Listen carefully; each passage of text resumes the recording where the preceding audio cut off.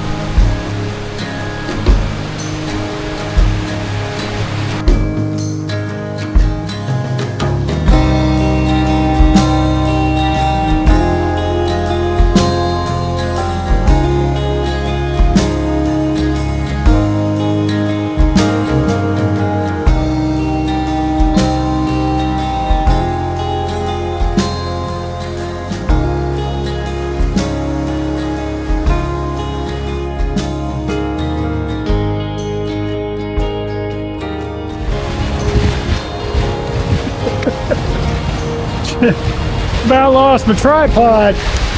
Just that amount of short time that tide came up about a foot. So tide comes up really fast here in Alaska. Today we've got about a 22-foot tide from the low to the high, and it's coming up fast right now. So just out here shooting some seagulls just for fun, just get stuff in flight with this. I'm still playing with this lens, and it's just phenomenal lens. Just get some stuff in flight. It's real moody looking. I kind of like that, but we're gonna move on somewhere else, see what else we can find. I think I'm gonna go to the backside on that side of the bay and find those swans. They're in the lagoon back there I saw earlier. See what else we can find. So let's go do that.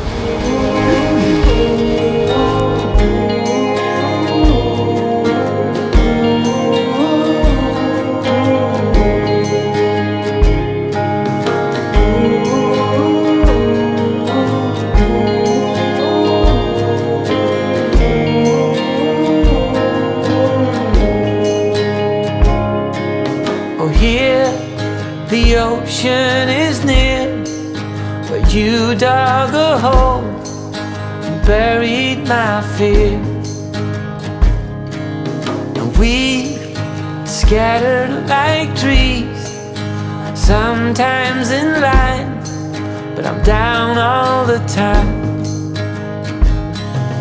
You wait, but still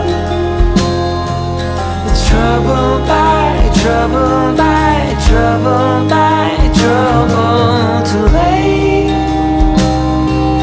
it's all trouble by trouble by trouble by trouble now.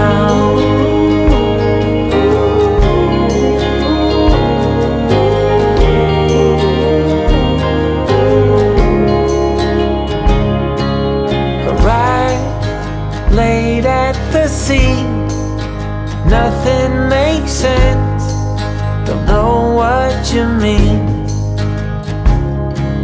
You can't put all things aside, there's no way out, and God knows I've tried. For better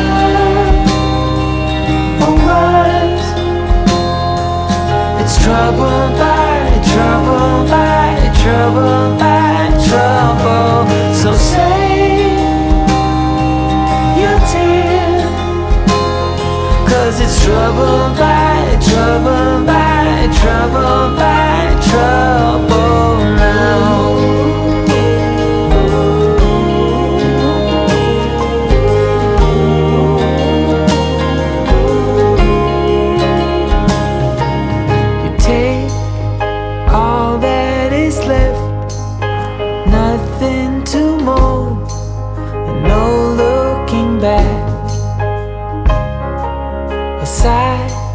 We're caught in the wind, where our story ends, another begins.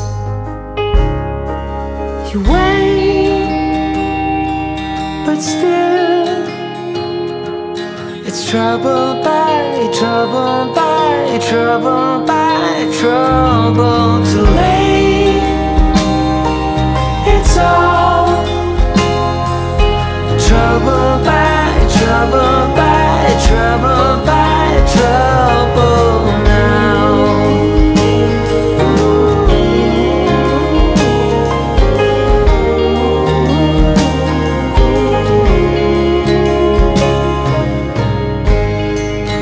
Trouble,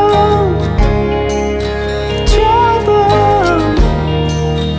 trouble now. Well, look who we found. Mr. Scott. Well, June, you know it.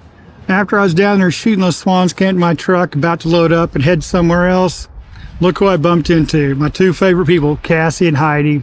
I knew they were going to be out on the Kenai Peninsula, but I didn't know they were going to be in Seward, especially that time of day, and they actually bumped into me. So it was so much fun to see those two, and we ended up spending the rest of the day together. Just really, really good time. Okay, swan tips when you're out there shooting those on days like today. It's really gray, a lot of white light, which means your swans are really going to start to blow out white. They're just going to. So again, like I talked with the water, trying to expose the water, now you got to try to expose that swan.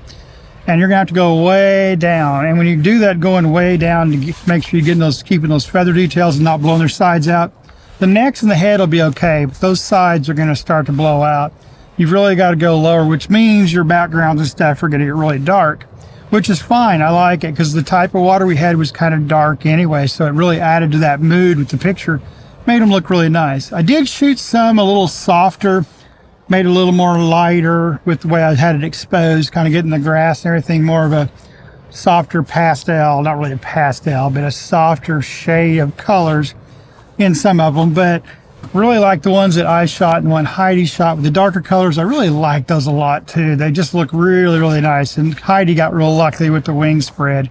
Just fantastic time with those swans. But really, with swans and really white birds on days like today where it's real gray and real cloudy, especially shooting on water, you're gonna have to shove it way down and not to blow that bird out. But that's my tip there for swans. Eagles, different matter.